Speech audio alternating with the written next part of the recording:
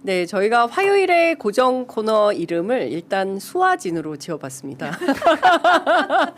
수아진. 혹시 기억하십니까, 여러분? 네, 나이가 나와서 참 그런데요. 자, 조수진 변호사님 그리고 한상진 뉴스타파 기자님 두 분 나오셨습니다. 어서 오십시오. 네, 안녕하세요. 네, 잘 지내고 계시죠? 예. 제가 수아진 어디? 수 진. 아, 네. 우리 음악 깔아줘요. 수아진. 수아진 음악 깔아주세요. 아시죠? 네. 아시죠? 네, 여러분 70년대생들 모른 예. 척하지 마세요. 예. 그러니까요. 네. 왜 그 한상진 기자는 떨떠름한 80년대생인가 보지? 아, 저는 좀 나이를 잊고 싶어서. 나이는? 네. 알겠습니다. 댓글창에 재밌는 댓글 기대하겠습니다. 자, 본격적인 이야기하기 전에 저희 그 생명수와 같은 광고 광고부터 타임. 좀 소개를 하도록 하겠습니다.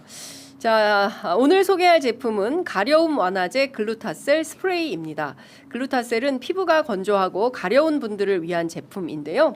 계절이 바뀌고 기온이 올라가면 피부가 유난히 민감해지는 분들이 있습니다. 민감해진 피부는 긁으면 긁을수록 더 긁고 싶어지거든요. 그런데 그럴 때는 긁지 마시고 글루타셀을 뿌려보시기 바랍니다. 지난 11년간 수만 명의 피부를 편안하게 해드린 글루타셀이 브랜드 런칭 11주년을 맞이해서 처음으로 전 품목 할인 행사를 합니다. 5월부터 6월까지 진행되는 이번 이벤트에서는 할인 행사뿐만 아니라 대용량 200ml 제품을 구입하시면 중간 크기 100ml 제품을 증정합니다. 오랫동안 긁어오신 경우 또 자주 사용해야 된다는 것을 알지만 가격이 부담스러워서 대용량 구입을 망설이신 분들에게 아주 좋은 기회가 될 것 같습니다. 다들 아시겠지만 11년간 한 브랜드로 꾸준히 판매된다는 것은 소비자들께 인정받는 제품력 없이는 불가능한 일입니다. 피부가 민감하신 분들은 전국에 있는 글루타셀 취급 약국이나 인터넷에서 과학적으로 개발된 글루타셀을 찾아보시기 바랍니다. 벌써 뿌리셨죠? 네, 그 뭐 두 마리 필요 없어요. 한상진 기자 너무 많이 뿌린 거 아니에요? 아, 저는 거의 저기 지금 네. 김희애 선생님 되셨어. 네. 아니, 저는 사실은 그 선배 이 프로 나오는 네. 중요한 이유 중에 하나가 이거 뿌리는 거야? 네, 이것 때문에 제가 나오는 것도 있어요, 제가. 야, 그렇구나. 중독이 됐어요, 이제. 야, 글루타셀. 야, 근데 이게 추천해드리는 분마다 다들 좋다고 하니까 저희 취재 편의점에서 정말 꼼꼼하고 깐깐하게 물건들 이렇게 정리해서 여러분들께 보내드리는데요. 많은 분들께서 많이 사랑해주시면 더욱 큰 힘이 날 것 같습니다.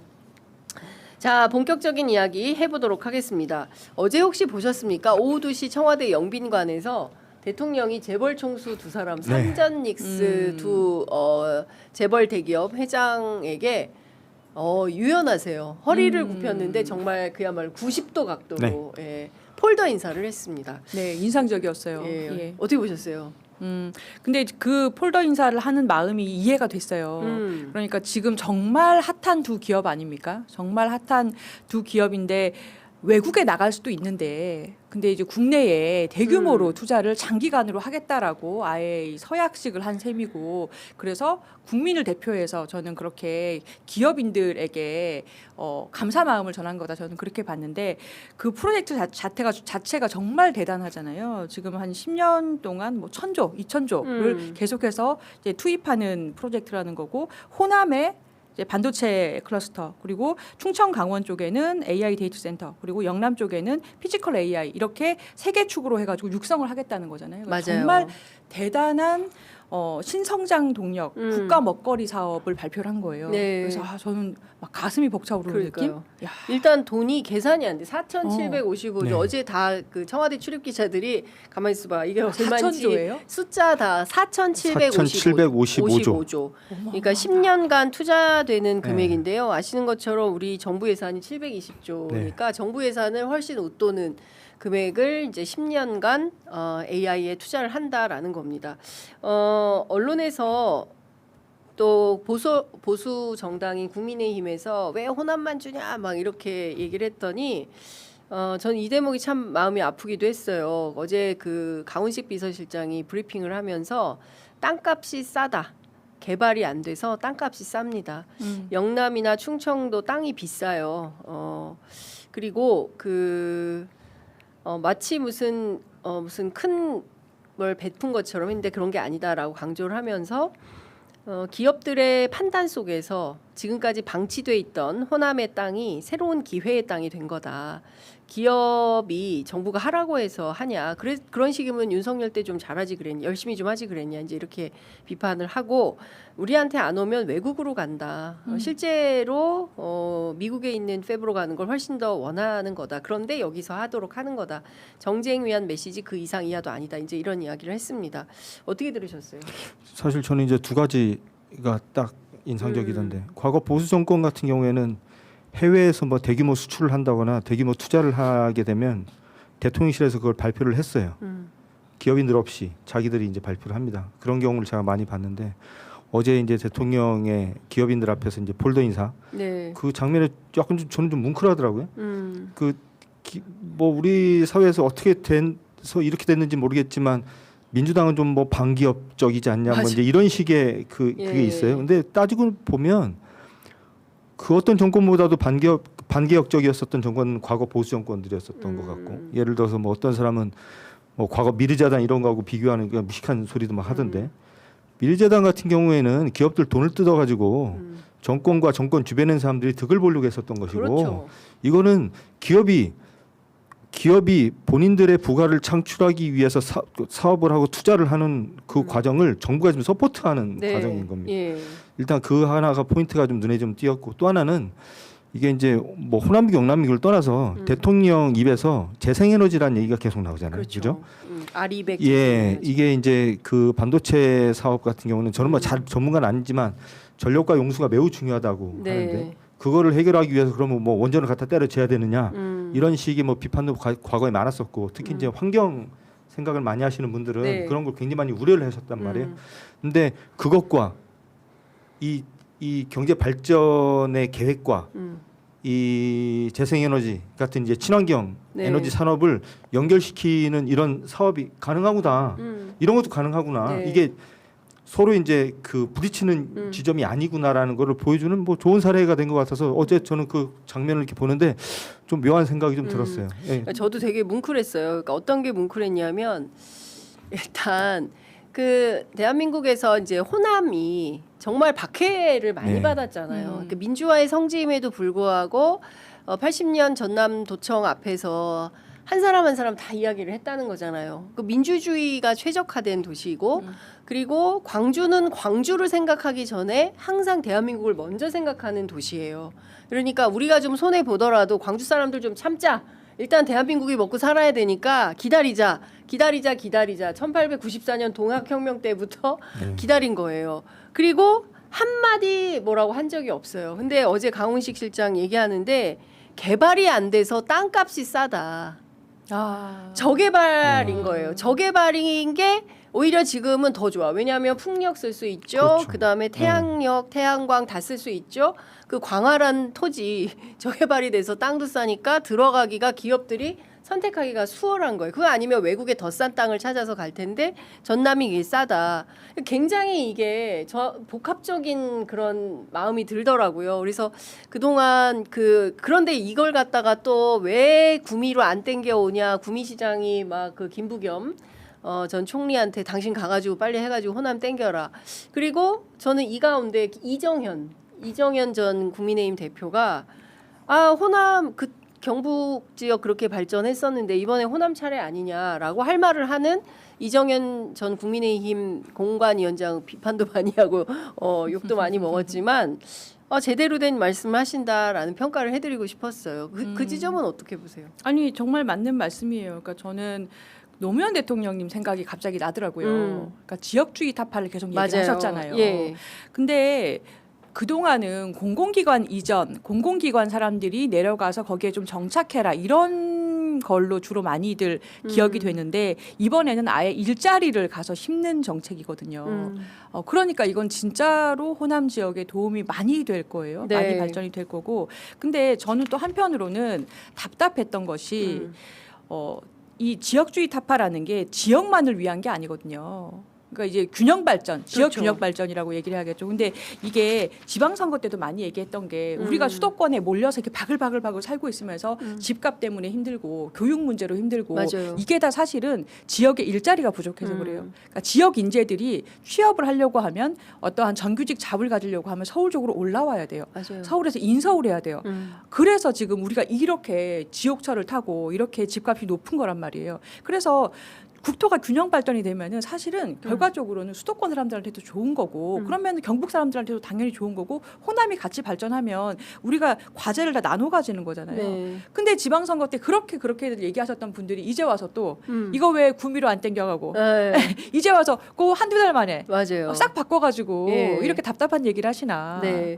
그러니까 저는 좀 그 정치가 너무 현명해졌어요. 그래서 콩할 만한 거라도 그러니까 그 지역주의에 기대서 한 얘기 아니에요. 유승민 전 의원 계속 페이스북에 글을 올리면서 대통령 공격을 하던데 아무것도 설득력이 없게 들리는 것은 뭔가 좀 비전을 갖고 이야기하는 게 아니라 우리는 왜 안 줘? 왜 차별해? 근데 그분이 또 대구 출신인 거잖아요. 근데 저는 이렇게 출신 지역을 넘어서 전체 대한민국의 운명이 어떻게 가야 되느냐, 최적지가 어디냐, 어디다 하는 게 좋겠냐, 이렇게 일중심적 사고를 해야지. 야, 우리 동네는 왜 안 주는 거야? 정말 딱 지역구 국회의원식 사고. 야, 이래가지고 큰 지도자가 될 수 있겠나라는 생각 들었어요. 저는 이 기자로 있으면서 그 최근에 딱 한 번 네. 국민의힘에 대해서 쟤네가 좀 달라졌네 이런 걸 제가 느꼈었던 게 20대 대선이었어요. 네. 공교롭게도 윤석열이 대통령이 되던 그 시대. 그 당시 이제 당 대표가 이준석 씨였는데 맞아요. 이준석 씨가 선거운동이 시작되자마자 제일 먼저 내려갔던 곳이 광주였습니다. 맞아요. 그죠? 광주에 내려가서 광주 전남의 발전, 광주 전남 지역을 개발하는 앞장서겠다고 국민의힘이 자기들이 그러면서 청사진을 쭉 발표합니다. 심지어는 무슨 뭐 광주에 무슨 복합 쇼핑몰을 뭐 만드네, 뭐 무슨 뭐 친환경 에너지 뭐 네, 이런 얘기도 많이 맞아요. 했었던 기억이 제가 나는데 네. 그때 제가 그 보면서 저 사람들이 좀 달라지나 이런 생각을 제가 잠깐 한 적이 있었거든요. 어제 이런 결정이 나오면 본인들이 그냥 이 환영해야죠. 경상도 정당이 아니라고 한다면 맞아. 오히려 환영해야 되는 거예요. 네. 맞아요. 자기들이 과거에 하려고 했었는데 자기들이 과거에 못했던 것들을 오히려 환영을 하면서 지금 이런 걸 이끌어내는 어느 정도 영향을 미치고 이제 결과를 만들어낸 정권에 대해서 박수를 쳐주고 그러는 게 본인들한테도 이롭고요. 본인들은 그럼 앞으로는 선거 때 호남에서 정치 안 할 건가요? 그러니까 저는 이거 보면서 그러니까 니들은 안 되는 거야. 제가 그 생각이 또 들었어요. 예, 그러니까 뭐 어제 이준석 의원만 하더라도, 그러니까 자기들이 호남에 대해서 적극적인 정책을 할 때는 그게 굉장히 숭고한 거고, 맞아, 민주당이 이제 호남 정책을 하는 것에 대해서는 뭐 대단히 이제 맹비난을 하고 있는 건데요. 뭐 불장난을 하고 있다라든가 뭐 이런 등등의 주장을 하고 있는 겁니다. 그래서 그 조금 저는 큰 틀에서의 조금 폭이 넓은 그런 정치를 좀 하면 좋겠다. 그게 진보든 보수든 너무 현명하게 막 콩할 만한 거 가지고 뭐 싸우고 감내라 배내라 하는 게 과연 옳은 거냐, 이제 이런 말씀을 좀 드려야 될 것 같습니다. 그리고 방금 전에 오전 10시부터 지금 국무회의 시작해서 진행 중에 있는데요. 이재명 대통령 모두 발언을 통해서 내일 7월 1일이에요. 알고 네. 계십니까? 벌써? 네. 예. 예. 내일부터 지방정부 임기가 시작이 된다. 본격적인 균형 발전 시대의 출발점이 될 거다라는 입장. 그리고 또 어제 기업들이 큰 결단을 내렸는데 그것이 틀린 결정이 되지 않도록 정부가 전폭적으로 지원하겠다. 이를테면은 정주 여건에 대한 요구가 많았어요. 그래서 좀 인프라가 제대로 갖춰져야 되는데 너무 좀 재밌었던 게 교육 얘기를 제일 많이 하더라고요. 그러니까 굉장히 좋은 학교, 굉장히 좋은 초등학교, 굉장히 좋은 고등학교를 만들어 달라는 게 이제 SK, 삼성 똑같은 요구였어요. 그래야 젊은 층들이 주말 부부 안 되고, 맞아요. 예, 엄마는 서울에서 애 데리고 전세 살고 아빠는 또 호남에서 일해야 되고 뭐 이런 식의 일이 생기지 않도록 좋은 학교를 만들어 달라라는 요구를 했습니다. 그에 대해서 정부가 어떤 대책을 갖고 있는지 제가 어제 강훈식 실장한테 물었는데요. 이제 어제 나온 질문이어서 조금 더 적극적으로 정책을 고민해 보겠다라는 답변은 받았습니다. 근데 아직 이게 진짜 솔직한 얘기예요. 솔직한 얘기고 진짜 필요한 얘기고 아까 제가 정규직 잡 얘기 드렸는데 정규직으로 이제 기업에 취업을 하기 위해서 문턱이 요새 너무 높잖아요. 그런데 이게 인서울에서 이렇게 대학을 나오고 어떠한 교육을 받지 않으면은 굉장히 어려워요. 그래서 지금 지역에 있는 대학들 신입생을 국립대조차도 제가 모모 국립대 교수님 사건 지금 요즘 하는 거 있는데 정원 채우기가 힘들다 그래요. 이 정도예요. 그러니까 저희들 지역 국립대가 지역 국립대가 예. 저희들 때랑 완전히 다릅니다. 그럼 미달이에요, 정원이? 네. 과에 따라서 미달이고 예. 이럴 정도다. 그러니까 예. 생각보다 굉장히 심각한데 예. 이게 다 지역에 그러면은 좋은 인재가 없고 뭐 좋은 교육 시설 없겠어요. 그게 아니라 서울 지역에서 중고등학교 나오지 않으면 서울에 있는 대학 가기가 힘들고 그러지 않으면은 정규직 직업 가지기가 어렵기 때문인 거거든요. 그래서 아까 그 교육 얘기 나온 거는 진짜 실질적인 얘기예요. 네, 적극적으로 이제 어떤 교육 체계를 만들지에 대해서는 심도 깊게 논의해 보겠다라는 방침이니까요. 또 이후에 나오는 메시지들을 좀 종합해서 보도해 드리도록 하겠습니다. 뭐 이거 관련해서 보탤 거 있으세요? 국무회의 대통령 주요 발언? 아니 뭐 다 좋은 말이라서 전에 제가 그 지난 지방선거가 시작될 때쯤에 제가 이 자리에 와서 제가 네. 그런 말씀 잠깐 들은 적이 있었는데 이번 지방선거가 지방 소멸, 지역을 살리는 문제에 대해서 전 국민들이 고민하는 좋은 계기가 됐으면 좋겠다. 안 싸웠으면 좋겠다. 맞아요. 뭐 이런 얘기 말씀을 드렸는데 그 지난 지방선거 때 그런 게 거의 안 됐잖아요. 네. 근데 어쨌든 어제 그 두 대기업의 지방 투자 이걸 계기로 이 논의가 다시 불이 붙게 된다면 너무나 좋을 것 같습니다. 네. 자, 그리고 또 하나 소비 진작 대책이 좀 추가로 필요해서 각종 포인트 있지 않습니까? 예. 근데 우리가 포인트는 쌓였는데 모르고 그냥 넘어가요. 근데 이 포인트들을 지역 화폐로 전환하는 거를 검토해 보라. 그러니까 진짜 이재명 대통령은 디테일이 어마어마합니다. 그러니까 요 포인트가 유실되는 게 뭐 한 해에 몇 조 뭐 제가 그렇게 들었거든요. 제 숫자는 정확하게 기억이 안 나지만 요것도 지역 화폐로 전환해서 쓸 수 있게 하자라는 겁니다. 좋은 반응이 있을 것 같고요. 어떤 얘기가 있는지 또 이후에 지켜보도록 하겠습니다. 자, 그리고 자, 우리는 지난주 금요일 밤으로 가겠습니다. 네, 지난주 금요일 밤 10시인데요. 다스베이다 통해서 유시민 작가의 유시민 작가 편이 공개가 됐어요. 보셨어요? 아니, 보긴 봤습니다. 어떻게 봤어요? 사실 저는 오늘 그 이렇게 질문지 보면서 네. 오늘 내가 가서 무슨 얘기를 할 수 있을까? 사실 저는 뭐 제가 정치에 그렇게 크게 관심 있는 사람도 아니고 아는 것도 별로 없어서 그래서 지금 뭐 할 말을 이제 정리는 안 해가지고 왔는데 그냥 언뜻 방송을 보면서 제가 이제 느꼈었던 거는 유시민 작가님 말씀하시는 게 틀린 말씀이 하나도 없어요. 저는 그렇게 느꼈어요. 그런데 틀린 말이 하나도 없다는 것과 틀린 말이 하나도 없는데 거부감을 느끼는 사람들은 꽤 되겠다라는 느낌 있잖아요. 그건 좀 다른 영역이잖아요. 그래서 다 이해하고 왜 저런 말씀하시는지 다 이해가 되고 저도 뭐 거의 대부분 다 저는 다 공감이 되는데 어쨌든 좀 시끄럽겠다. 아니나 다를까 뭐 지금 며칠 됐는데도 불구하고 계속 시끄럽네요. 네, 그러니까요. 예. 자, 저희 프로그램을 통해서 우리 조수진 변호사님께서 예고편을 띄워주셨어요. 네. 네. 그렇죠? 그래서 조회수가 많이 나왔습니다. 예. 저도 그러려고 발언한 건 아닌데 네. 그 뒤에 또 그 유시민 작가가 어떤 발언을 할까에 대해서 이제 미리 예측해서 논평하는 프로그램도 여러 개가 있었더라고요. 근데 이제 저는 그 유시민 작가가 금요일에 30분 스피치한 것을 주말 내내부터 월요일 오늘 화요일인데 오늘까지 화제가 되고 있잖아요. 그래서 근데 아직 그 30분 스피치를 뛰어넘는 그런 논평이나 어떠한 반박하는 어떤 제대로 된 반론이 나온 거는 저는 못 본 것 같아요. 그래서 그 판단력이나 영향력이 대단하다.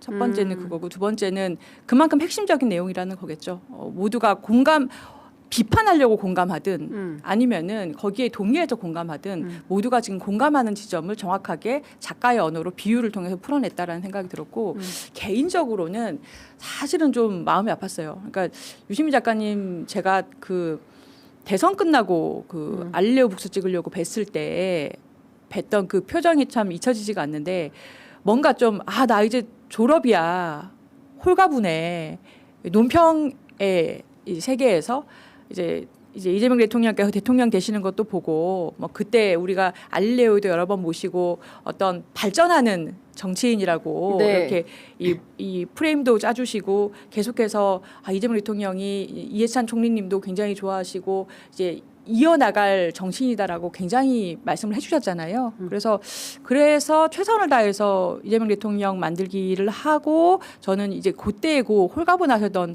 표정을 좀 잊지를 못하는데 그 다스베이다에서 보는 금요일 때의 그 표정은 굉장히 이제 날이 서 있고 결연하고 다시 한번 이 갑옷을 입고 전장을 꾸린 것 같은 그런 느낌을 받아가지고 저는 개인적으로는 좀 마음이 아팠어요. 이제 낚시하고 좀 이제 쉬시려고 쉬셔야 되는 분인데 사실 이런 얘기는 정치권에서 민주당 의원들이 하거나 청와대에서 청와대 참모들이 하거나 해서 정치를 직업으로 하는 분들 사이에서 논쟁이 돼가지고 충분히 지금 쟁점이 돼서 토론을 해야 되는 부분인데 왠지 모르게 아무도 말을 안 하니까 유시민 작가가 또 나서는구나 해서 저는 좀 마음이 아픈 점이 있었습니다. 그러니까 여행이나 낚시 이런 걸로 노후를 즐기셔야 되는 분이 또 나와서 갑옷 입고 전장 꾸려서 전투에 나서는 느낌이어서 좀 후배로서 안쓰럽다 이런 말씀 주신 거죠. 많은 언론들 레거시 미디어들은 이제 증축 재건축론이라는 이제 걸로 딱 압축해서 설명을 합니다. 이른바 이제 대통령의 외연 확장론을 증축이냐 재건축이냐 이제 원래 전통 지지층들 코어 지지층들은 2층에 3층 올리는 증축이라고 생각했는데 그게 아니라 있던 거 다 때려 부시고 새로 만드는 재건축을 하는 것 같더라. 이제 이렇게 말씀하셔서 관련해서 어제 SBS 라디오에 출연한 홍익표 수석은 재개발도 있을 수 있는 거다. 그리고 그 선택을 어떻게 할지는 국민이 결정하는 거다. 그리고 최근에 있는 그 여론조사 지지율 하락세 이것은 지방선거와 당내 갈등이 작용한 결과다. 이렇게 그 판단을 했습니다. 그리고 또 이제 일부 언론에서는 코어가 아니라 중도가 빠지고 있다. 또 이런 분석도 했고 코어나 중도가 다 빠지고 있다. 그리고 이제 이것은 다시 또 올라갈 수 있다 이렇게 기대하는 분들도 계시고 또 경우에 따라서는 계속 빠질 수도 있다 이렇게 우려하는 시각도 있습니다. 자 기자님 설명 좀 해주세요. 제가 정치를 잘 모른다는 걸 전제로 제가 제 의견을 좀 말씀을 드리겠습니다. 좀 전에 조 변호사님께서 유시민 전 장관님의 표정을 말씀하셨는데 저도 유시민 장관의 표정을 하나 말씀을 드리고 싶은 게 그걸로 얘기를 좀 시작했으면 좋겠는데 2009년 5월 23일 날 노무현 대통령이 서거했을 때 제가 봉화마을을 갔는데요. 제가 오후 1~2시경에 도착했던 것 같아요. 제가 꽤 일찍 도착을 했습니다. 전 너무 당황스러워서 제가 서거 소식을 아침 9시 몇 분, 10시 몇 분 이렇게 딱 그 소식을 듣고 나자마자 바로 차를 몰고 이제 출발했는데 제가 먼저 도착했는지 유시민 전 장관께서 먼저 도착했는지 모르겠지만 제가 거기서 유시민 장관을 봤어요. 저는 살면서 사람의 눈빛이 저렇게 무서울 수가 있을까 하는 장면을 봤습니다. 제가 노무현 대통령 돌아가셨을 때 기억나는 사람이 2명이 있습니다. 한 분이 유시민 작가님이시고 또 한 분이 강금원 그 유시민 노무현 대통령의 그 경제적 후원자로 알려지셨던 강금원 씨입니다. 그 두 분이 특히나 강금원 씨는 이제 뇌수술을 받고 머리에 붕대를 감고 거기 오셔서 잠도 안 자고 밥도 안 먹고 거기서 몇 날 며칠 우는 모습을 제가 이제 봤고요. 제가 이 말씀을 왜 드리냐면 민주당을 지켜온 분들은 사실 어떻게 보면 이제 우여곡절은 항상 많죠 정치가. 근데 끝끝내 민주당을 지켜온 분들은 이런 분들이었습니다. 제가 20여 년 기자 생활하면서 보면 어쨌든 민주주의가 위기에 빠졌을 때 마지막까지 그 자리 지켰었던 분들은 이런 분들이었어요.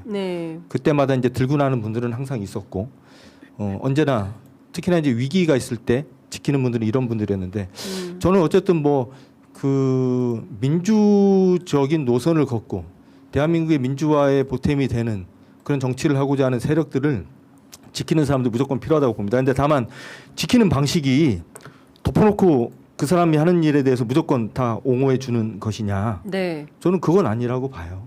필요하면 쓴소리도 하고, 필요하면 뭐 질타도 하고, 때로는 싸우기도 하고, 뭐 진짜 위기에 빠졌을 때는 그 덮어놓고 도와주기도 하고, 그런 것들이 이제 모이고 모여서 단단한 돌처럼 그 세력을 만들고, 그게 이제 대한민국의 민주주의를 밀고 나가는 이제 하나의 이제 지렛대가 된다고 저는 이제 생각을 하는데, 그런 측면에서 보면 저는 유시민 작가님께서 이재명 정부가 하는 일에 대해서 부분적으로 비판을 하고 잘못된 길이라는 것에 대해서 지적을 하시는 이런 것들 저는 굉장히 건강해 보이거든요.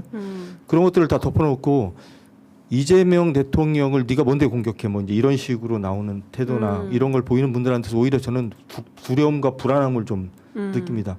왜냐하면 뭐 제가 이제 예단을 할 수는 없지만 정말 민주주의가 위기에 빠졌을 때 결국에는 지켰던 그 자리를 끝끝내 지켰던 분들이 누구였는지 저는 기억을 하기 때문에 이게 또 오래 기자 생활을 하다 보니까 또 보이는 것들이 좀 있더라고요. 네네. 이런 게 있고 또 하나 뭐 하나 더 이제 말씀을 이제 드리고 싶은 게 있는데 예를 들면 검찰 개혁 같은 걸 한번 생각을 해보자고요. 우리가 지난 30여 년 동안 주구장창 검찰 개혁이라는 것에 대해서 얘기를 하고 이것을 시작으로 해서 민주주의에 대해서 얘기를 했는데 왜 우리가 그걸 달성하지 못했을까? 여러 가지 원인이 있을 것 같은데 저는 참 안타까웠던 게 문재인 정부도 그렇고 노무현 정부도 그렇고 끝난 다음에 제대로 된 자기 평가를 할 수 있는 기회를 우린 다 놓쳤었어요. 노무현 대통령은 돌아가시면서 네. 우리가 스스로 우리가 뭐가 부족했지? 혹은 뭘 우리가 잘했지? 앞으로 뭘 더 잘하면 되지? 이런 걸 평가할 수 있는 시간을 놓쳤고 문재인 정부 같은 경우에는 느닷없이 윤석열 같은 사람이 이제 대통령이 되면서 싸우느라고 정신이 없어가지고 뭔가 제대로 된 평가를 못했어요. 그러다 보니까 우리가 과오와 성과가 있는데 과오와 성과가 뒤죽박죽인 채로 이재명 정부가 탄생이 되는 걸 우리가 본 겁니다. 만약에 이재명 정부에서도 그런 식의 평가와 자기 반성 이런 거 없이 그냥 계속 앞으로만 지금 내 눈에 보이는 것만 달성하겠다고 앞으로 나갔을 때 그게 또 가져올 결과는 저는 뻔하다.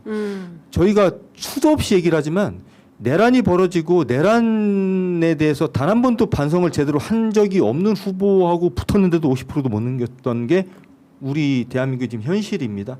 그런 현실에서 우리 스스로가 자성하고 우리 스스로가 반성하고 우리 스스로가 우리 스스로를 극복하는 노력을 하지 않으면 언제든지 이 정권 넘어가게 돼 있고요. 민주주의는 언제든지 무너질 수가 있고 저는 지난 지방선거 때도 그렇고 지난 대선을 보면서 딱 하나 분명하게 알게 된 건 특별한 일이 없으면 이제는 그 진보 소위 말하는 진보 세력이 정권을 잡는 거는 불가능하겠구나. 그냥 특별한 일이 없으면 그냥 대한민국은 보수가 정권을 잡는 게 그냥 일상화될 수도 있겠구나라는 위기감을 저는 좀 받았거든요.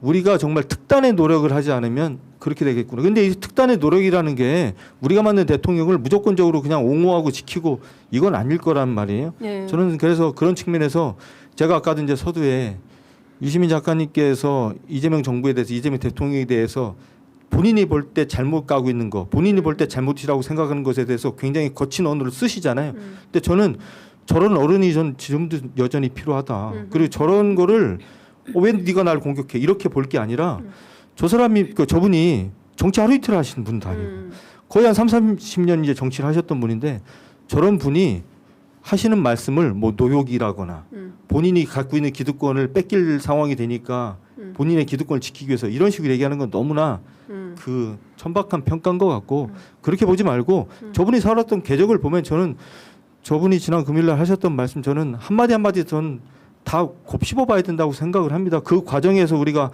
혹시라도 놓치고 있는 게 있거나 뭐 그분이라고 뭐 다 옳은 말을 하는 건 아니니까 비판할 건 비판을 하되 어쨌든 우리 진영에서 오랫동안 일하셨던 분이 진짜 이 민주주의를 가장 위험할 때 마지막까지 지키셨던 분이거든요. 제가 알기로는 저런 분이 하시는 말씀에 대해서 너무나 이렇게 가볍게 평가하는 것도 저는 옳지 않다. 그런 생각이 좀 듭니다. 그 온라인상에 여러 가지 굉장히 격한 네. 비난 같은 게 많아서 아마 그 표현에 대해서 얘기를 좀 해주신 것 같아요. 그 일단 지금 증축하고 재건축하고의 개념을 들고 나온 것은 지금 우리가 서 있는 이 기반이 1층 김대중 대통령 그리고 2층 문재인 대통령, 노무현 대통령, 3층 문재인 대통령 그 위에 이재명 대통령을 탄생을 시켰고 그래서 그 가치 위에 중도 보수를 데려와서 증축을 할 거다. 이렇게 생각을 다들 하고 있었는데 그런데 이게 아니라 3층, 2층을 갑자기 부수더라. 그래서 모두 다 이게 뭐지? 라고 생각하는 상황을 증축이라든지 재건축으로 빗대서 비유해서 얘기를 한 것 같아요. 그래서 이게 뭐지라는 상황을 건물 짓는 거에 비유해서 굉장히 쉽게 이해를 시켰다. 그래서 요 단어 자체를 가지고서 무슨 소유권 논쟁으로 뭐 어떻게 확전시켰다든가 이런 거는 조금 지나치게 보신 것 같고 비유는 비유로 보시면 돼요. 근데 이렇게 느낀 원인에 대해서 4가지 지점을 짚었잖아요. 그러니까 하나는 검찰개혁 지연 사태. 네. 그래서 작년 가을부터 좀 이상하다. 정부에서 가져가겠다 했을 때부터 이게 뭐지라고 생각했다. 라는 거고 두 번째로 문재인 대통령 비하 조롱하는 그 흐름들 일배식으로 얘기하는 것도 이거 지금 엄청나거든요. 문조 털레유. 예, 문조 털레유라고 아까 해서 댓글에 보니까 문조 털레유 욱 장윤선 이렇게 써있는데 이제 들어가신 거예요. 아이고 참. 네. 그리고 김용남 공천했던 그 지점 요렇게 4가지 국면을 보고서 그러니까 이렇게 우리가 특히 문재인 대통령은 우리가 가치의 어떤 상징물이라고 할 수 있는 대통령이었는데 지금 여러 뭐 DC라든지 이런 데서 비난 조롱하는 정도를 보면 그게 상상을 초월하거든요. 아니 그 배제고등학교 학생들만 하더라도 그게 말이 됩니까? 스벅 맞아요. 가야지. 예, 뭐 탱크데이 막 이런 조롱 혐오 심각하죠. 예. 근데 그러한 조롱 혐오의 문화적인 그런 표현들이 정치적인 인물에 지금 갖다 붙여서 되고 있는데 이거에 대해서 정부에서 아무런 뭐 아니면 하지 말라든가 어떤 목소리라든가 그런 게 없고 오히려 그런 비난 그런 쪼의 비난에 동참했던 평론가라든지 그런 사람들이 이제 충용되는 모습을 보이고 그러니까 오히려 더 독려하는 것 같은 청와대 거죠. 스피커가 돼가지고 뭐 유튜브 프로그램을 진행한다거나 뭐 이런 거가 문제라는 거죠. 예. 그렇죠. 그래서 이런 거를 볼 때 그러면 우리가 그동안 지켜왔던 가치에 대해서 중요하게 생각을 안 하고 오히려 그걸 부수는 것 같은데 그럼 우리는 어디로 가자는 거냐. 그 부분에 대해서 원주민이라고 할 수 있는 핵심 지지층, 코어층에 만약에 그러면은 다른 가치를 지향하는 거라면은 어떤 설득 과정이 필요하고 그들의 동의가 필요하다. 이런 얘기죠. 네. 자, 근데 그 말씀 주신 대로 지금 검찰 개혁 하나인 거잖아요. 근데 저는 제가 이제 청와대 출입 기자로서 판단해 볼 때 지난 1년간 다른 정책들에 있어서 일종의 뭐라고 해야 됩니까? 정책에 있어서의 그 퇴행? 이거는 아직 발견은 못한 것 같거든요. 그러니까 이를테면은 뭐 야 이거는 안 된다. 뭐 이를테면 뭐 한미 FTA 제가 늘 말씀드리지만 뭐 이라크 파병, 뭐 이런 우리가 뭐 호르무즈에 무슨 뭐 파병을 한다거나 뭐 이런 거는 없지 않았냐. 근데 검찰 개혁 지원과 관련해서는 당이 수기하라라고 한 게 1월 달인데 수기하고 이제 정부가 의견을 청취하라 그랬나 뭐 그랬던 것 같아요. 근데 그 부분에 대해서는 사실은 갑론을박들이 많고 책임 공방이 있어서 뭐 그거 다 끝나야 얘기를 이제는 말할 수 있다 정도가 돼야 할 것 같은데 여하튼 이제 그런 정도이지 않나라는 생각이 좀 들고 말씀 주신 대로 그 심각한 혐오 그건 노무현 전 대통령을 향해서도 마찬가지고 문재인 전 대통령 또 유시민 작가 그러니까 저는 이것도 일배적 행태라고 생각합니다. 근데 이것도 반대로 해서 뭐 한강 새똥 돼죽일 또 뭐 있어요. 이런 걸 또 예. 만들었어요. 그러니까 예. 일종의 멸칭 대전을 하니까 중간에서 그 야 신났다라고 쓰는 것은 결국 보수 레거시 언론들이다. 예, 그렇게 곁을 내주기 시작하면 결국에 이게 배가 뒤집어질 수도 있는 거 아니냐. 아까 우리 한상진 기자님께서 잘 설명해 주신 대로 언제든지 이게 바뀔 수가 있다. 그리고 이제 서구에 있는 그 정치학자들이 뭐 친이 쿠데타 이제 영원히 안녕? 그렇지 않을 수도 있다라는 이제 우려를 이제 전하는 겁니다. 그래서 그 어느 때보다 정치 상황을 면밀히 잘 살피면서 가야 되는데 내부에서 막 갈등하느라고 중요한 개혁 과제들을 놓치는 이런 우를 범해서는 안 되지 않을까라는 생각이 좀 들어가지고 말씀을 좀 드렸습니다. 그리고 지금 국무회의 계속 하고 있는데요. 이재명 대통령이 호남 반도체 공장 800조 투자와 관련해서 역사적으로 누적된 투자량과 비교하면 그야말로 조족 지혈에 불과하다라는 점을 모두 이해해달라라고 이야기했습니다. 야, 역사적으로 누적된 예, 그동안 투자 안 됐던 거 예, 생각하면 이것도 조족지혈. 그렇죠. 이승만, 다 박정희 조족입니다. 때부터 따져보자. 어, 그러면 어디가 더 되냐? 맞는 말씀이에요. 계산기가 틀려졌어요. 예, 자 이승만 때부터 하면 그 어제 박선원 의원이 이제 민주진보 16년 했고 저쪽은 81년 역사 중에 65년 집권했다. 맞아요. 예. 예.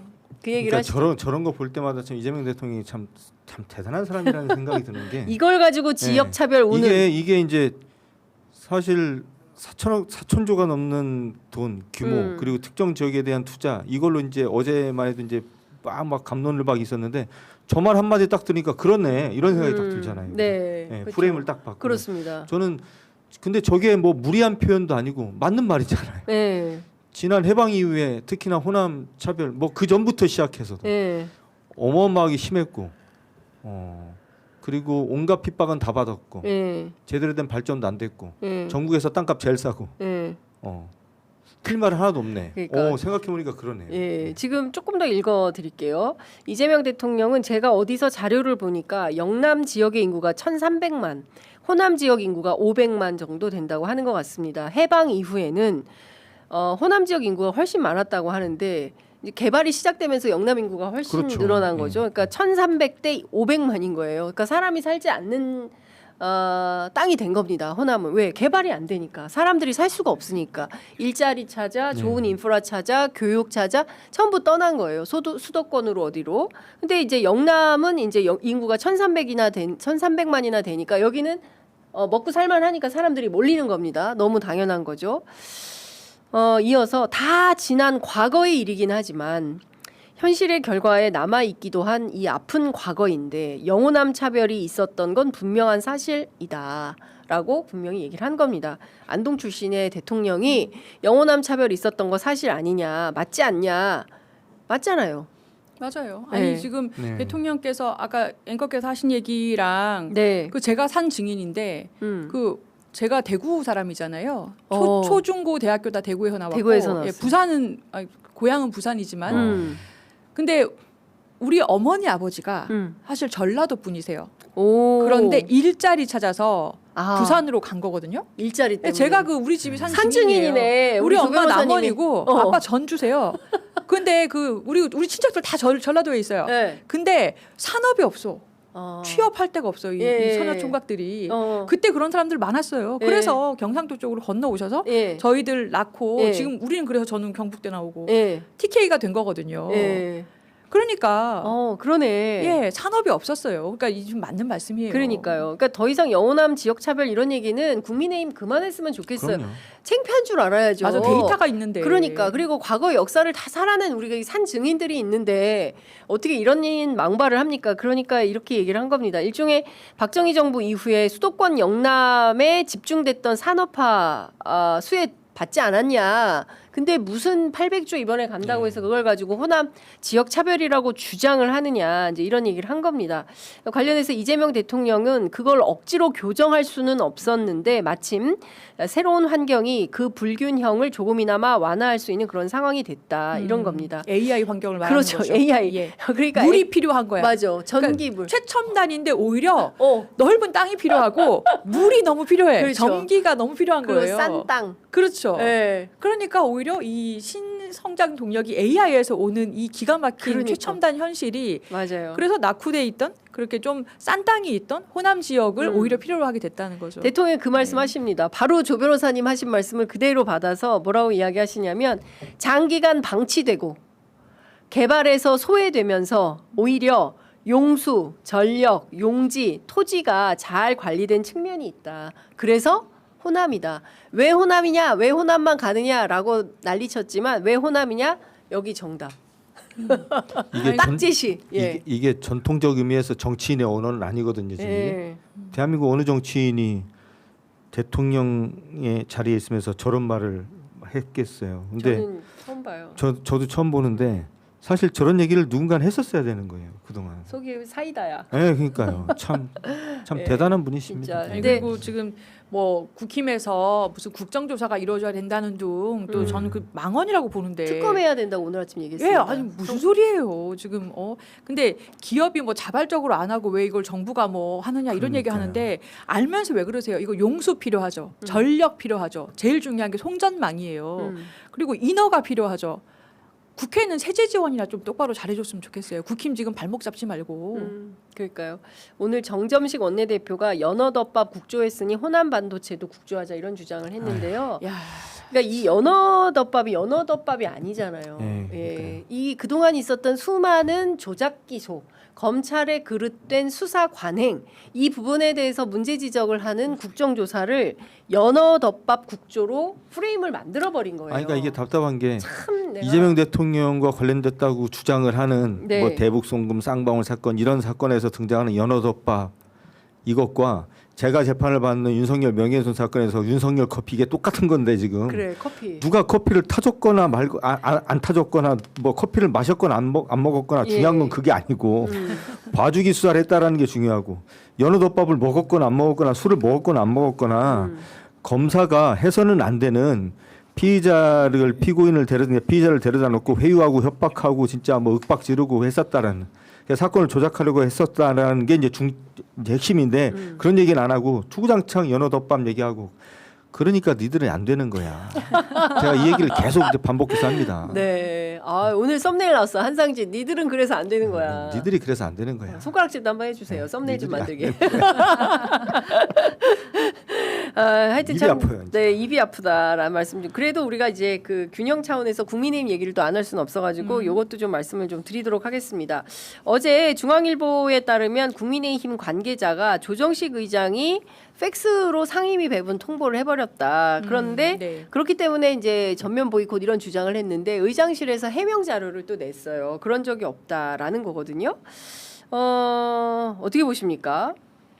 지금 할 수 없죠. 할 일이 너무 많은데 지금 할 일이 너무 많고 그동안도 지방선거 하느라 뭐 하느라 일이 밀려 있고 그런 상황에서 원구성을 못 해가지고 지금 이러고 있는 게 국민들이 볼 때도 말이 안 되거든요. 네. 그러니까 일방 통보라고 느껴지리만큼 지금 국민의힘에서 협의라고 할 만한 걸 안 하고 있잖아요. 예. 법사위에 모든 걸 걸고서 그거 안 주면은 뭐 아무것도 안 하겠다라고 하고 있으니까 일은 해야 되지 않습니까? 예. 그래서 할 수 없는 지금 상황인 것 같아요. 그러니까 어떻게 보세요? 국회 상황. 뭐 저는 뭐 그냥 니들이 그래서 안 아니, 되는 그러니까 거야? 저는 이제 제가 이제 왜 이렇게 한숨을 쉬냐면 네.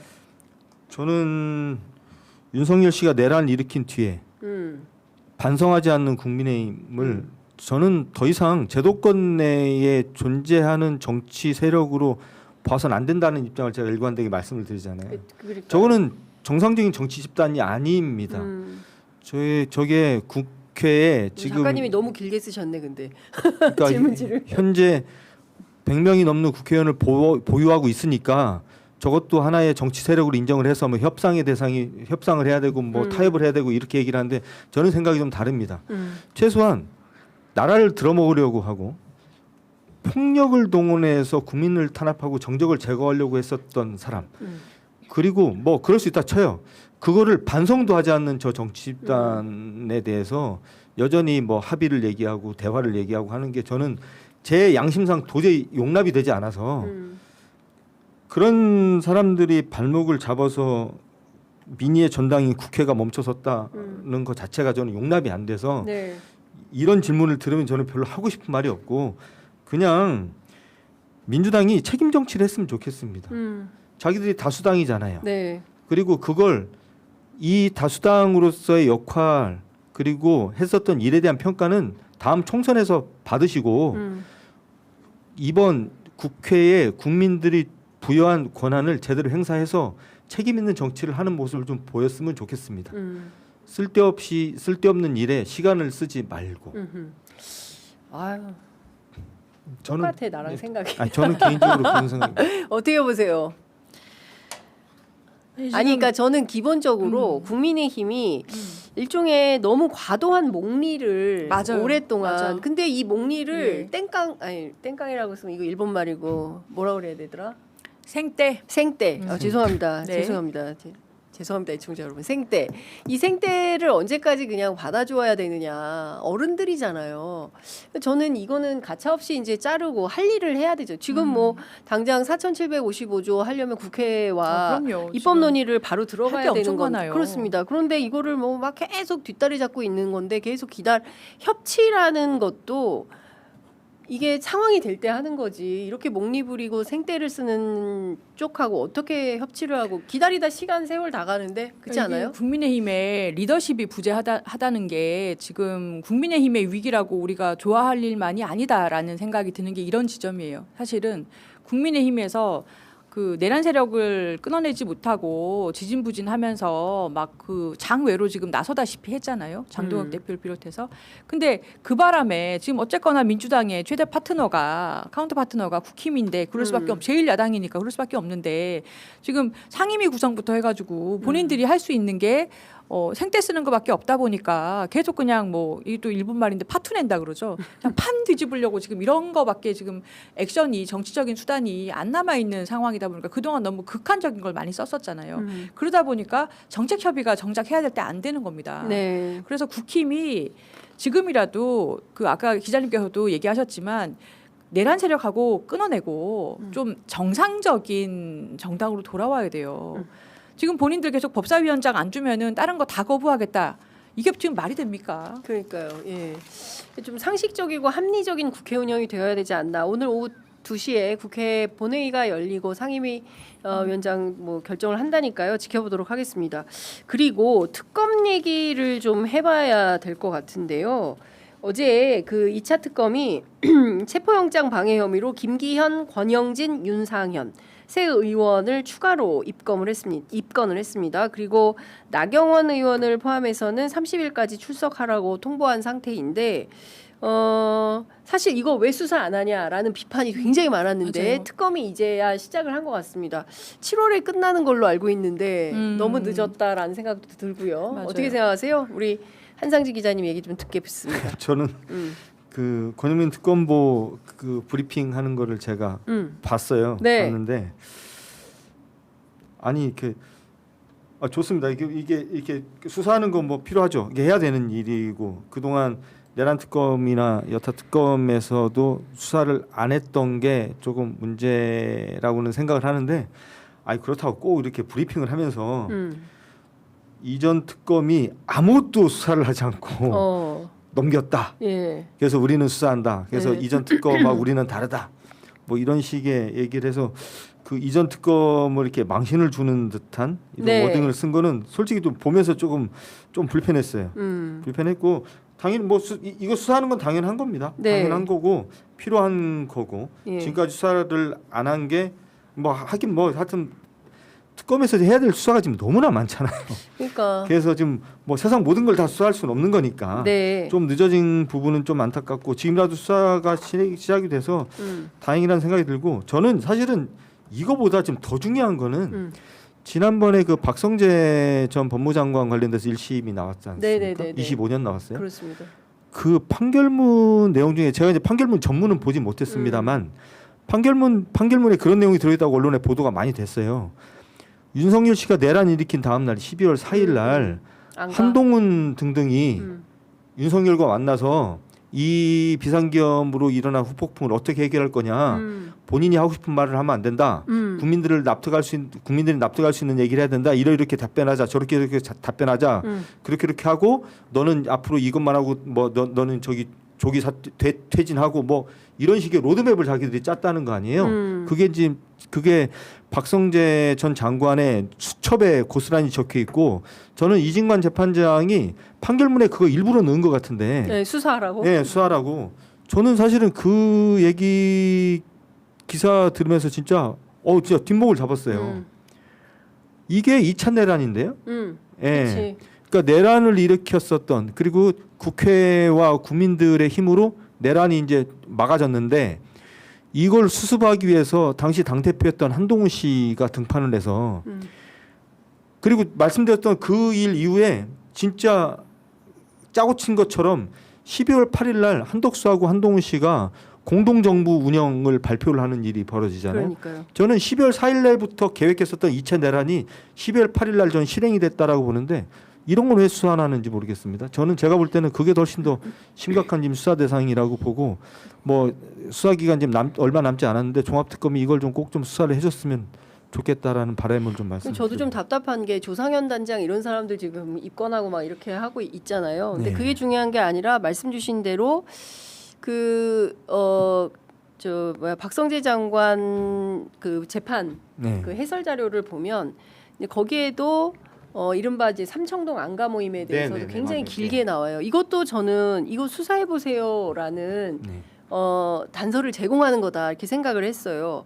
그러니까 약간 굵직굵직한. 그다음에 네. 이제 그 양평 고속도로에 대해서도 여전히 한 마디도 없어요. 맞아요. 그래서 좀 이렇게 뭐 이런 표현 좀 그렇지만 좀 작은 거 말고 큰 거. 예, 그리고 국민들이 의혹을 갖고 있는 이런 사안들에 대해서 근데 물론 1차 특검에서 다 훑고 지나가서 뭐 수사 역량이 부족해서 그래요라고 한다면 어떻게 하겠습니까? 능력이 부족해서 못하는 걸 우리가 탓할 수는 없겠지만 그래도 역사의 명운을 걸고 특검과 특검팀이 마련이 된 거기 때문에 좀 적극적으로 이런 부분들 국민들이 알고 싶어하는 부분에 대해서 더 수사를 해야 되는 거 아닌가라는 네. 생각이 좀 들어요. 그러니까 이거 저는 뭐 진짜 중요한 거죠. 제가 뭐 그 전에 있었던 내란 특검을 뭐 옹호하거나 비판하는 이런 영역이 아니라 저는 그때 내란 특검이 출범을 할 때 조원석 특검이 했었던 말이 전 지금도 굉장히 잊혀지지가 않는데 사초를 쓰는 심정으로 이런 표현을 썼잖아요. 그랬죠. 이게 사초를 쓰는 심정이라는 말은 지금 종합특검에도 그대로 전 적용이 돼야 되는 것이고 지금 앵커께서 말씀하셨던 대로 지난 내란이 불과 몇 시간 만에 끝났지만 지금 법원에서 인정된 거는 그 내란의 시작점이 2023년 하반기입니다. 그죠? 거의 한 1년 넘게 준비를 해서 벌어진 내란이었기 때문에 이 내란 과정에서 우리가 지금도 알지 못하는 수많은 진실들이 묻혀 있는 것들이 있을 텐데 사초를 쓰는 심정으로 작은 것보다 큰 그림을 좀 그리는 특검이 됐으면 하는 바람을 좀 가져봅니다. 맞아요. 그러니까 종합을 하면 내란에 그 당시에 핵심적으로 가담했던 사람들이 누군지 아직 안 밝혀졌다. 예. 그 사람들이 아직도 검찰, 맞아요. 뭐 정부 요직 이런 데서 활동을 하고 있다 버젓이 두 번째 난을 일으키려고 했던 그러니까 2차 내란을 일으키려고 했던 것으로 보이는 정황까지 있는데 그 부분에 대해서 안 밝혀진다는 거죠. 그래서 아마 지금 특검에서 체포영장 그 당시 기억하실 거예요. 윤석열 전 대통령 체포영장 나와서 그 사저로 잡으러 가는데 국힘 의원들이 다 몸으로 막 막았잖아요. 그 중에 한 사람이 나경원 의원이고 그때도 막 대치하고 이랬습니다. 그 당시의 걸 지금 돌아보면은 윤석열 석방됐던 때 그 충격 그리고 검찰이 그런데 항고를 포기해 버렸을 때의 충격 다 기억을 하실 거예요. 그러면 지금 그 이진관 판사가 판결문에도 썼지만 검찰이 내란에서 어떤 역할을 했는지에 대해서 수사가 미비하지만 분명히 박성재 장관이 법무부 장관으로서 관련이 있는 것 같다. 이런 부분도 아예 썼고 그러면 그 말은 판사가 박성재 장관 관련된 증거 중에 뭔가를 발견했다는 얘기거든요. 그렇지 않으면 판결문에 그렇게 쓸 리가 없어요. 본인이 볼 때 이런 단서가 있다라고 생각이 들기 때문인 거고. 근데 왜 그 수사 안 하죠? 그러니까요. 그래서 이상한데? 지금 그날을 다시 봐서 이 내란에 가담한 사람들을 특검이 수사를 하고 있는 거라면 조금 더 핵심으로 들어가야 된다. 네. 이런 말씀으로 보입니다. 그러니까 저 좀 답답해서 취재 좀 해봅시다. 네. 네, 특검팀 도대체 그러니까 뭘 제가 하고 있는지 재밌는 얘기 두 가지만 좋은 하면 생각이다. 짧게 할게요. 네, 내란으로 처벌받은 검사가 단 한 명도 없다는 거 모르시죠? 맞아요. 그렇죠. 희한하죠. 아 네. 그래요? 네. 어. 희한한 일입니다. 두 번째는 진짜 재밌는 얘기인데 제가 저를 포함한 뉴스타파가 막 수사받고 윤석열 정부 때 재판받고 그랬잖아요. 고생을 많이 했는데 지금도 하고 있고 2023년 저희가 9월달에 압수수색을 받았고 수사가 시작이 됐는데 저희가 2024년에 그러니까 작년에 저희가 영화를 만드는데 네. 영화 압수수색을 만들었잖아요. 맞아요. 그 영화 압수수색을 만들 때 저희 감독이셨던 김용진 선배가 제목을 네. 압수수색 내란의 시작 이렇게 붙여놨어요. 그래서 제가 이거 좀 오버 아니냐? 아니 압수수색 우리가 뭐 제목은 멋있는데 내란의 시작 마치 세상 모든 일이 깔때기처럼 뉴스타파에서 시작된 것처럼 이렇게 제목을 써놓으면 좀 당사자인 나도 좀 민망하다 그랬는데 이번에 이진관 재판장 판결문을 보는데 윤석열이 내란은 준비를 2023년 하반기부터 시작했다는 거 아니에요? 맞아요. 보니까 갑자기 등골이 서늘해지는 거예요. 아 우리 사건이 내란의 시작이 맞았네. 깔때기네. 한상진 깔때기네. 아니 웃자고 제가 웃자고. 아니 근데 말씀 주신데 모르겠습니다. 이제 심우정 검찰총장에 대한 수사가 어떻게 되는지를 지켜봐야 될 것 같고 그 김건희 관련된 사건을 수사했던 검사들에 대해서 여전히 그 수사 결과가 어떻게 되었다라는 얘기를 들어본 적이 없어요. 맞아요. 없어요. 그러니까 근데 결국에는 메간매직 혐의가 예, 7년형 받았잖아요. 그렇습니다. 근데 무혐의 낸 거는 왜 그런 거예요? 그러니까 저는 그러니까 원래 이 뇌물 비슷한 거 지금 뭐 어쨌든 청탁금지법으로 의율을 하긴 했습니다만 그래도 이거는 매관매직인 거잖아요. 그렇죠. 네. 하려다가 못한 그렇죠. 거죠. 그리고 판사가 그런 내용들을 읽어가는 내용을 보면 이거 딱 떨어지는 내용이다. 근데 검사가 그렇게 해서 재판을 그 법에 따라서 판결할 수밖에 없어서 그런 건지 모르겠지만 그렇다면 공소장을 변경해서라도 뇌물죄로 처벌할 수 있는 근거를 만들었어야 됐던 건 아닌가라는 생각이 좀 들기도 하고요. 그게 아마 네. 뇌물죄가 더 큰 범위이기 때문에 예. 그 법적으로 판사가 기소된 양에서 줄일 수는 있는데 더 확대할 수는 없어요. 아. 그래서 검찰의 기소권이 중요한 거고 검찰이 그게 막강한 파워인 거죠. 당신의 죄명을 큰 걸로 해줄까 작은 걸로 해줄까. 내가 근데 지금 알선수재로만 들어갔기 예. 때문에 이거를 매관매직을 한 것까지는 나아가질 못했고 예. 이 부분이 사실 그럼에도 불구하고 7년형이 나온 거는 판사가 거의 구형량만큼 선고했어요. 네. 그러니까 본인이 볼 때는 원래는 기소의 한 2분의 1 정도 선고하는 게 네. 일반 범에서는 관행이잖아요. 예, 예. 그래서 이거는 정말 엄중한 범죄고 거의 매간매직이다 이렇게 본 거죠. 예. 그러니까 6개월 깎아서 7년형을 이제 선고한 건데 그러면은 김상민 검사 같은 사람들 맞아요. 그죠? 그렇죠. 예. 아니 그 사람은 다른 공범들 다 지금 처벌됐어요. 집행유예 받고 뭐 준 사람들. 근데 그 검사님은 그림 준 거 아닙니까, 솔직히? 그렇죠. 예. 본인이 공천을 받든 뭘 받든 하려고. 예. 근데 왜 아무런 처벌을 안 받아요? 그렇죠. 이것도 기소권을 검찰이 쥐고 예. 있기 때문에 생기는 문제죠. 그러니까 저는 여기서 이제 그때 그 판결을 읽는 데만 거의 한 1시간 정도가 네. 시간이 걸렸는데 제가 그걸 다 들으면서 전에 그 이진관 재판장의 판결문을 가지고 이제 많은 국민들이 감동을 좀 받았다고 그런 일이 있었지 않습니까? 네. 저는 이번 판결을 들으면서도 아 정말 이렇게 문장 하나하나가 이렇게 막 탁탁 마음에 와닿는 문장들로 구성이 되어 있는 판결문을 제가 봤는데 동시에 이제 보다 보니까 앞으로 지금 수사가 어떤 부분이 미진했었는지 네. 앞으로 어떤 부분에 대해서 우리가 관심을 가져야 되는지에 대해서 이 판결문 안에 다 들어있는 거예요. 예. 그리고 우리가 지금까지 놓친 부분에 대해서 체크도 할 수 있는 체크리스트도 만들어 볼 수가 있겠다라는 예. 생각이 들 정도로 맞습니다. 그래서 이거를 많은 분들이 좀 시간 되실 때 한번 들어보셨으면 좋겠다는 생각도 예. 했어요. 그러니까요. 이제 해설 자료를 어디쯤 좀 배포를 해가지고 법원에 네. 들어가면 볼 수 있나요? 뭐 확인하면 좋겠다는 생각이 좀 들고요. 굉장히 중요한 지적이었어요. 내란으로 처벌받은 검사가 지금까지 없어요. 단 한 명도 없다. 왜 이럴까? 검사들은 왜 완전히 그 뭐라 해야 됩니까? 무법지대. 예, 무법지대에 놓이게 되는 거냐 이런 부분에 대해서 언론인들이 좀 추적을 해봐야 될 것 같습니다. 아니 그러니까 제가 말이 자꾸 많아지는데 제가 내란 직후에 네. 제가 기억나는 장면 두 가지를 말씀을 드릴게요. 첫 번째는 방첩사가 선관위에 들어가잖아요. 네. 그때 국회에서 방첩사 간부가 나와서 뭐라고 얘기를 했냐면 일단 우리가 들어가서 서버만 확보하면 나머지 구체적인 후속 조치는 검찰하고 국정을 해서 나와서 한다고 했다. 맞아요. 이 진술이 나왔어요. 예. 이 진술이 나왔는데도 불구하고 검찰에 대해서는 아무런 수사가 진행이 안 됐습니다. 당시에는 검찰이 수사권을 가지고 있을 때였습니다. 굉장히 안타까운 장면 중에 하나였고요. 나중에 윤석열 씨에 대한 공소장이 만들어지는데 거기에 국정원과 검찰이란 표현이 일반 수사기관인가 이렇게 이름이 바뀌면서 검찰이라는 단어가 사라집니다. 그죠? 여기에 대해서 몇몇 언론이 지적을 했는데 수정이 된 적이 없습니다. 전 이거 다시 살려야 된다고 네. 생각을 하고 있고요. 두 번째는 제가 이거는 되게 가슴이 아팠던 장면인데 방첩사 군인들이 20여 명의 검찰 진술 조서를 저희 뉴스타파가 입수해서 한번 보도를 한 적이 있는데 저는 그 수백 쪽 되는 그 진술 조서 중에 딱 한 대목이 마음이 탁 이렇게 걸리더라고요. 뭐냐면 네. 이 내란 혐의에 소극적으로 임했었던 어떤 방첩사 군인이 너는 이러이러이런 지시를 받고 어떻게 생각했어? 라고 말하니까 이 사람이 뭐라고 얘기를 하냐면 저는 당연히 훌륭하신 국무위원들이 알아서 이걸 막아주실 거라고 믿었다. 이게 국무위원들이 안 막아서 네. 결국에는 우리가 현장에 출동하고 이런 일이 벌어질 거라고 상상을 못했다. 이게 현실적이지 않은 일이라고 느꼈다라는 진술을 딱 보면서 진짜 제가 되게 가슴이 좀 먹먹했거든요. 그때 그걸 막지 못했던 국무위원들 중에 고작 지금 처벌받은 사람은 박성재, 이상민 두 사람 뿐입니다. 한덕수 그 정도 세 사람. 저는 이 사람들이 지금 뭐 23년, 25년 받았다고 지금 뭐 굉장히 형이 높다고 얘기를 하는데 저는 더 받아야 된다고 생각을 하고요. 이 대통령이 이런 폐악질을 최전선에서 가장 쉬운 방법으로 막을 수 있었던 이 국무위원들의 범죄 혐의에 대한 수사는 저는 10년이 되든 20년이 되든 전 해야 된다고 생각을 그렇죠. 합니다.